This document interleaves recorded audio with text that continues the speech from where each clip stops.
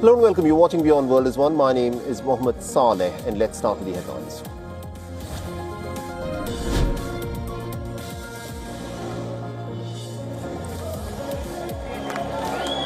The death toll from a powerful earthquake that struck Colombia has now risen to over 240, according to the authorities, as the country mobilizes military personnel to support search and rescue operations.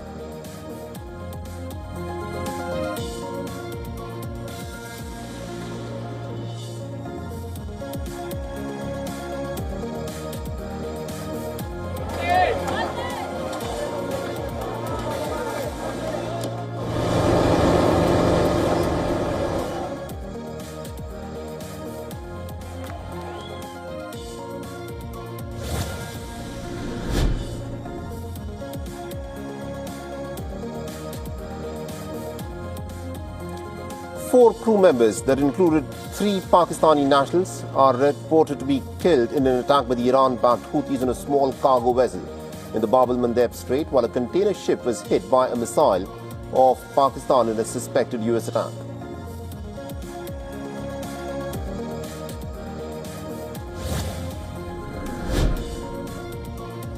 The police officers are on site after a rock fall at an illegal mine northwest of Johannesburg killed 14 miners, most from Lesotho, with fears that others could still be trapped underground.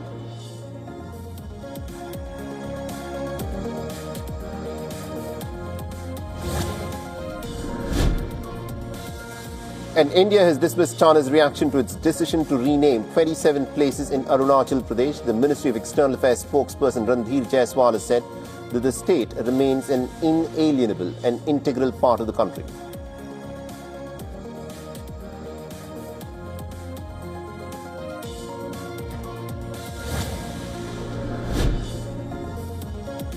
And the Indian High Commissioner to Bangladesh, Dinesh Trivedi, meets with the Indian Prime Minister Narendra Modi in New Delhi and shares the message that he carried from Dhaka after his 3 important meetings with the Bangladeshi leadership.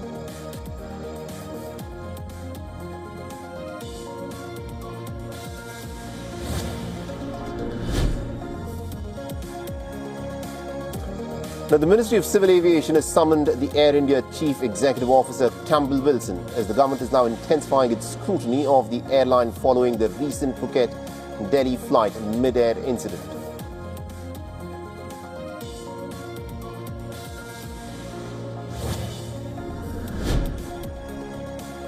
And NASA has invited ISRO to join the moon base program as part of Artemis framework. The invitation was extended during the 9th meeting of the India-US Civil Space Joint Working Group that was held at the ISRO headquarters in Bengaluru on the 5th and the 6th of August.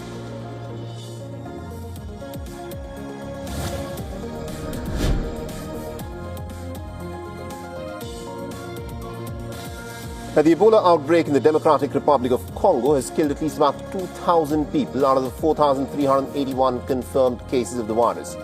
This is according to the official Congolese figures.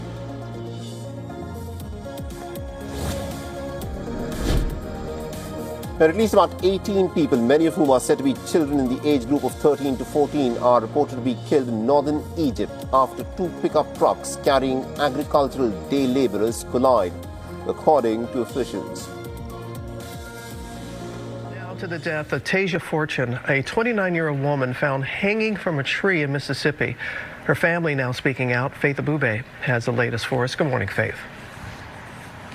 Yeah, good morning to you, Robin. Tasia Fortune's death has alarmed a lot of people, sparking fears about racially motivated murders. Now, police haven't said exactly how she died, but this morning, her mother telling our team that she knows her daughter did not do this to herself.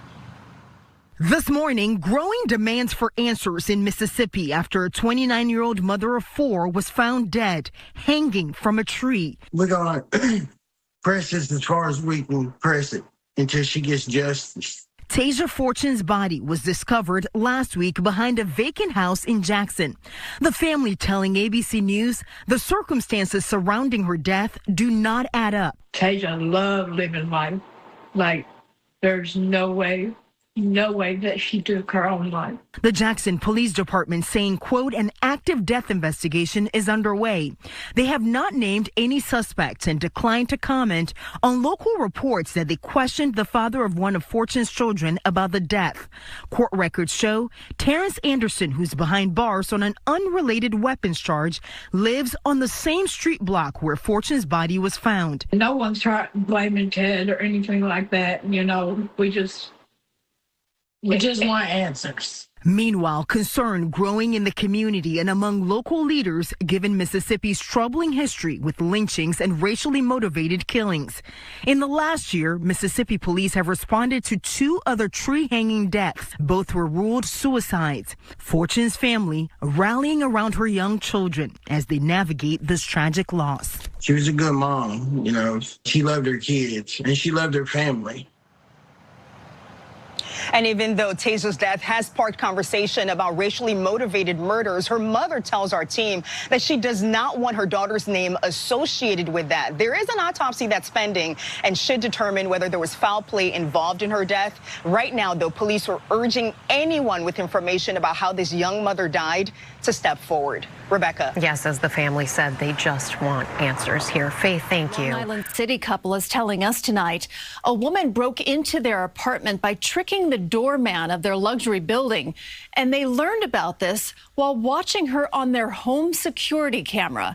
Allie Bauman shows us the bizarre video. The woman makes herself right at home, plopping on the couch, scrolling on her phone, and lounging in a dress and heels. Problem is, it's not her home. Your home just doesn't feel the same when something like this has happened. Bill Kim and his girlfriend were on vacation last month when they got a notification on the app for their surveillance camera showing a complete stranger inside their Long Island City apartment. We just started freaking out. We're like in full panic mode. The woman seemingly notices the camera and rips it off the shelf. The tenants called police and a friend who got there first and knocked on the door. They blurred her face in the cell phone video. Hey, I know you don't live there. You gotta go. But I have a question. I'm a patient. No, you're not. I'm not. You're not. You gotta get out of there. The NYPD soon arrived and were told the woman was taken to an area hospital for evaluation. I'm just like in shock, you know,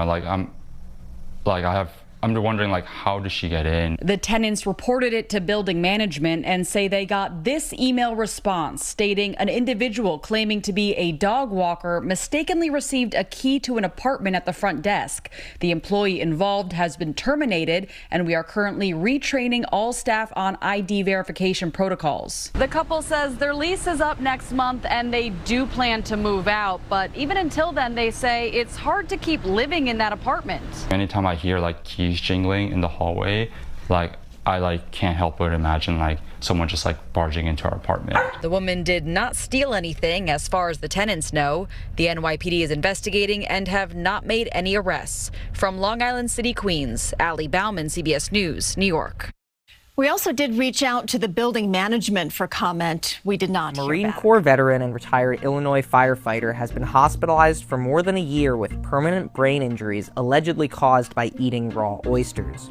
Joe Belgio allegedly went into cardiac arrest, fell into a months-long coma, and suffered permanent brain damage after eating contaminated oysters at Gibson Steakhouse and Bar in Oak Brook, Illinois on June 30th, 2025, according to a lawsuit obtained by ABC7 Chicago. Belgio's fiancée, Melanie Stayer, said the couple was out celebrating with family when he ate the oysters before he fell gravely ill. I want people to be aware that this could happen to anyone. This was a casual day with a casual man at a restaurant that he wanted to celebrate life with his family. And life can change so quickly. The 44-year-old went into cardiac arrest 3 days after eating the oysters and lost consciousness and oxygen for at least 8 minutes before he was revived, his lawyer Scott O'Sullivan told the outlet. According to the lawsuit, doctors screened Belgio for bacteria and identified several pathogens that attorneys say are associated with shellfish contamination. His lawyers said that Belgio's treating physicians determined a reasonable degree of medical certainty that his illness, heart attack, and subsequent injuries were a result of eating the oysters. Responding to the allegations, Gibson's released a statement to ABC7 Chicago saying there have been no other reported cases of illness.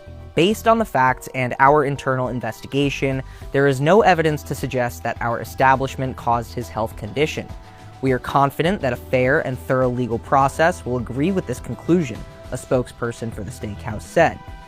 2 other seafood suppliers, Supreme Lobster and Seafood Company, have also been named in the lawsuit, according to the outlet. The Post has also learned that a separate location of the franchise from the one Belgio dined at failed or narrowly passed 1/3 of its annual food safety inspections since 2010, and has even been previously cited for its mishandling of oysters. Among the Chicago area steakhouse location's violations, which included several foods being stored well above their maximum required temperatures, investigators found several containers of different kinds of oysters in a prep cooler without the proper identification tags, 4 pounds of which had to be discarded. A GoFundMe set up to help Belgio and his family pay for care describes the ex-Marine and former firefighter as a loving father and a man dedicated to service. Since launching on July 8, 2025, the page has raised over $85,000. Belgio has already racked up more than $1 million in medical bills, CBS News reported. If you're getting ready for a trip to the beach, there is one more thing you're going to want to think about, and it's a so-called flesh-eating bacteria in the water. Officials say it's killed at least 7 people this year along the Gulf Coast. This rare bacteria thrives in warm seawater. Mark Strassman shows how it spreads and how to protect yourself. Summerlin Skipworth was spending her Labor Day weekend last year at Alabama's Orange Beach when she hurt her foot against rocks along the shore. It felt like it was broken. Within a few days, Skipworth said the pain spiked, sending her to the emergency room. It felt like somebody poured gasoline on my foot and lit it on fire. Skipworth tested positive for Vibrio vulnificus.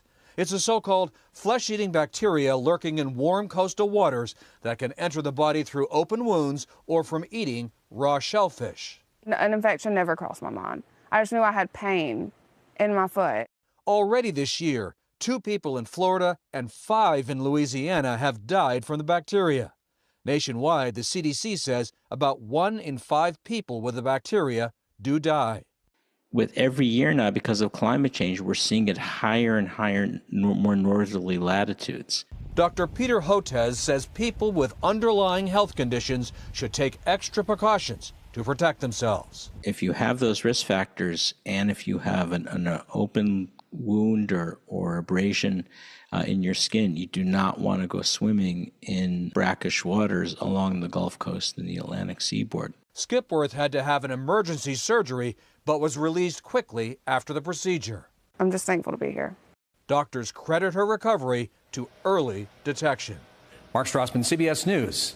Rescatistas y vecinos continúan buscando sobrevivientes del terremoto de magnitud 7.4 que azotó el noroeste de Colombia y que se convirtió en el de mayor magnitud registrado en el siglo XXI. Más de un centenar de personas perdieron la vida y muchos están todavía bajo los escombros en ciudades como Cali, Pereira, Quibdó, Manizales y muchas otras más. La respuesta al terremoto representa el primer gran desafío para el recién posesionado presidente Abelardo de la Espriella, quien además decidió declarar la emergencia nacional para atender con recursos más ágilmente las zonas afectadas. Mientras tanto, los colombianos reúnen en centros de acopio como este ayudas para los damnificados. En este momento que realmente lo necesita Colombia, lo necesitan nuestros hermanos colombianos y obviamente impulsada por el amor como colombiana para ayudar a nuestros hermanos que realmente lo están necesitando.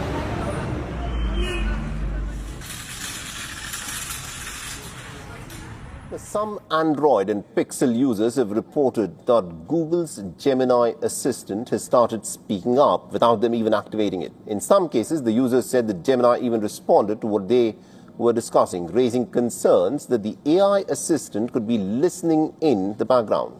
So the question is this: is Gemini actually listening to you? And if it isn't, what could be triggering this? Now, here's what you need to know. The concern started after users reported Gemini interrupting conversations, even when they had turned off the usual Hey Google hot word detection. One Pixel user, for example, said that Gemini suddenly spoke during a conversation with a friend while they were traveling. And what made the incident more alarming was that Gemini's response appeared to relate to what they were talking about. But this does not necessarily mean that Gemini was secretly listening to the entire conversation, and there are several ways that an AI assistant can be triggered accidentally. A long press on the phone's power or side button can launch the assistant, and on some Android phones, a swipe from the bottom corner can actually do the same. And there's also the possibility of a false voice trigger, where background noise, television dialogue, or words that sound like, "Hey Google," can wake up the assistant. So a phone speaking up does not necessarily mean that Gemini has been listening to an entire conversation. There can be several different ways for the assistant to activate without the user intending it. Now, one possible explanation is hands-free access. And Google Maps can allow Gemini to respond to voice input while you're driving. So even if standard hot word detection is off, then hands-free access could, of course, still be enabled through driving settings. And there is a simple way to check this. Open Google Maps, tap your profile photograph, go to settings, then navigation, and select Gemini, and look for Talk to Gemini hands-free, and then turn it off. You can also go to Manage Voice Match, and if you want to disable the voice match completely. So if Gemini suddenly speaks up, then it doesn't automatically mean that your phone has been secretly recording your conversations. You can check your hands-free and voice settings first, and if you don't use the feature, the simplest fix is to just turn it off.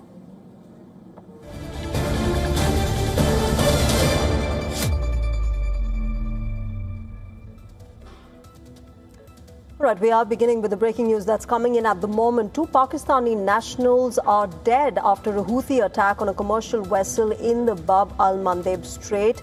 Then another ship has been hit by a missile in the Gulf of Oman near Pakistan. And remember, this comes just days after Pakistan, Saudi Arabia and Turkey signed the landmark defense pact. The question, of course, is now getting harder to avoid. Will Field Marshal Asim Munir stay out of this war, considering the fact that now 2 of the Pakistani nationals have been killed in this war? For Pakistan, remember, this is no longer a distant war in Yemen. The war is now directly affecting Islamabad and its people. A ship carrying Pakistani crew has come under attack. 3 sailors are dead. 2 of them are Pakistani nationals. 1 is an Indonesian. Remember, this vessel was attacked in the Strait of Bab al-Mandeb, which is a critical gateway linking the Gulf of Aden to the Red Sea. The Houthis have not immediately commented on the attack, but remember, this timing is extremely crucial.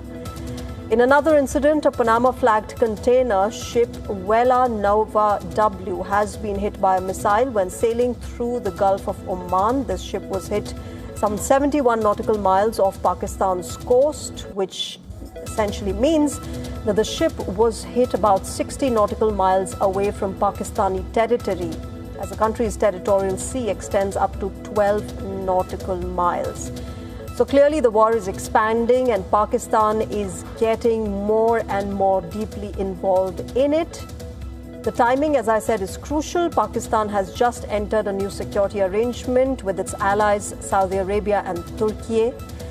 Now remember, after the signing of this particular defense deal, Pakistan's foreign ministry had released a statement saying, and I quote, "Any armed attack against any one of the 3 states shall be regarded as an attack against them all."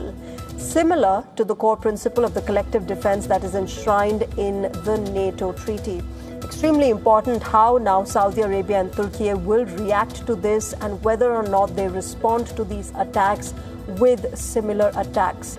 This pact comes as Saudi Arabia faces repeated Houthi attacks on its territory and commercial shipping. Islamabad, remember, has deep military ties with Riyadh and has deployed thousands of troops there as well. Fighter jets, drones and air defense capabilities as well have been deployed to the kingdom. Yet, Pakistan has not responded militarily so far to the recent attacks against Saudi Arabia. Pakistan needs the Saudis to rescue it economically. Whether or not militarily Saudi Arabia will come forward now to help Pakistan, we'll have to wait and see. A total of $5 billion to $8 billion deposits with the State Bank of Pakistan is what Saudi Arabia has given. And this fund essentially helps Pakistan satisfy the IMF's external financial conditioning. So clearly Asim Munir is in a difficult situation. Pakistan doesn't want to be dragged into another regional war, but clearly two of its nationals now have been killed in a Houthi attack on a commercial shipping vessel that was going to Bab al-Mandeb Strait. Whether or not its two close allies, as well as the United States, respond, react, how they really take this forward is going to be interesting to see how this entire defense pact will further be implemented in case and in face of this attack now on Pakistani nationals. Will Asim Munir reinforce the Saudi defenses? Will Saudi Arabia and Turkey come together to unite against the Houthis to save Pakistan? Will Pakistan send more troops to fight the Iran-backed Houthis? All of this is now being questioned. The war clearly affecting Pakistan directly. And of course, all eyes on how Asim Munir now really deals with this kind of an attack directly against Pakistani nationals and very, very close to Pakistani territory. Moving on, two general aviation aircraft were intercepted by the US F-16 fighters after entering temporarily restricted airspace over Bedminster, New Jersey, where President Trump was attending a golf tournament. Now, the North American Aerospace Defense Command, or the NORAD, said that the fighters safely escorted both aircraft out of the restricted airspace. The command did not, however, say whether the pilots had entered the area by mistake, saying that the Federal Aviation Administration, or the FAA, would determine that. Pilots, remember, are required to check the FAA notices for temporary airspace restrictions. The White House has not yet commented on this incident. Trump was due to return to Washington from Bedminster on Sunday. The incident comes as the FAA reviews a separate safety issue involving Marine One, which is Trump's presidential chopper. Marine One took off from the White House last Tuesday while commercial flights were still operating at nearby Ronald Reagan Washington National Airport. Air traffic controllers had not paused those flights as required under rules introduced after a fatal mid-air collision last year. The U.S. now has more spies in Cuba. This is according to a new report from Politico. The outlet reports the recent addition of intelligence assets on the island comes as Washington continues its push for government and economic reforms. They attribute the claims to two anonymous sources familiar with President Trump's plans for the island. Politico reports that this kind of a move can be seen as a sign of future U.S. military operations or even to turn Cuban officials or ordinary citizens against the regime. But the outlet also reports President Trump prefers using diplomacy. The CIA is looking for a new leader in Cuba. Here's why that is proving difficult. These photos released in May show John Ratcliffe, the CIA director, meeting with Cuban leaders. We also know that Ratcliffe was meeting with Raul Rodriguez Castro, known as Rolito. He's the grandson of Raul Castro, the former president of Cuba. This is not something we ordinarily see the CIA director do, but it does signal that a new phase in the Trump administration's pressure campaign against Cuba was beginning. The current president of Cuba, Miguel Diaz-Canel, he has signaled that rather than work with the United States, he would fight the United States. Below Diaz-Canel is Oscar Perez Oliva Fraga. He is considered the choice of the hardliners who feel the Castro family should not have given up control of the government. Suffice it to say, he's not the choice of the U.S. government. So that's led the U.S. government on a deeper search. Who is the pragmatist that the United States government could work with? Trump wants to replicate in Cuba what he did in Venezuela. The United States indicted Nicolas Maduro, sent in Delta Force team to capture him, and then essentially recognized the vice president, Delcy Rodriguez, as the acting leader of Venezuela. When Delcy Rodriguez took power, her first visitor from the United States was John Ratcliffe, the CIA director. And since then, a host of U.S. officials have come down there making business deals, trade deals. So President Trump has instructed U.S. intelligence agencies to find the equivalent of Delcy Rodriguez in Cuba. And that has brought them to Raul Rodriguez Castro. He is not a Delcy Rodriguez. He is not a full-on pragmatist, but he may be more willing to be flexible. At least that's what some officials think. Cuba is not Venezuela. There's no perfect solution. There's no person waiting in the wings. That doesn't mean the Trump administration is going to change their policy. The goal will be the same, to push out the communist government in Cuba. Well, Greenland has issued a strong warning to a Trump-linked oil company after drilling equipments were brought ashore without the required approval. The company, Greenland Energy, says that Jameson's land region, it could contain a lot of crude reserve, potentially worth up to $1 trillion. But the Greenland authorities say that necessary permits are still pending. And this is where the whole conflict begins, because Greenland is not simply an empty Arctic territory that is just waiting for somebody to arrive and start the drilling. It is an autonomous territory within the Kingdom of Denmark. So any major resource development project, it immediately raises question about sovereignty, environmental regulations, and political authority. And now add Mr. Trump's long-standing strategic interest in Greenland. Ladies and gentlemen, the Arctic has become increasingly important for global security. It is important for shipping route. It is important for military positioning. It is important for minerals, and potentially it is important for energy as well. And here, Mr. Trump has also described Greenland as strategically important to his proposed Golden Dome missile defense system. So when an oil company linked to that broader political environment arises with drilling equipment, well, Greenland's authorities, they are naturally paying a close attention here. The dispute, therefore, has several layers here. There is the question of permit.